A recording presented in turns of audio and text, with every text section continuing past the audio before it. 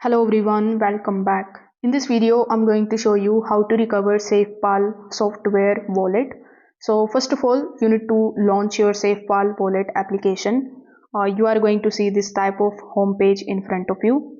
So since you already have an existing account, you need to tap on the second option.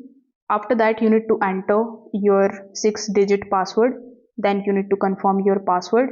So once you do this, if you have enabled the security keys or something else, you can just simply select that. After that, it is going to show you this type of import wallet option. So this is the page where you can basically enter your seed phrase.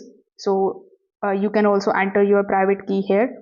So if you have it, it will be very easy for you to recover your account. You need to enter your seed phrase or your private key. If you want to paste it, you can tap on the option of paste here, or if you want to scan it, you can tap on the option of scan. If you have imported it in your cloud backup, you can tap on the option of import from cloud backup, then select your email address and it will import your wallet here very easily. So if this video helped you out, make sure that you like this video and subscribe to the channel. If you have any questions relating to this, you can just let me know in the comment section below. Thanks for watching. I will see you in the next one.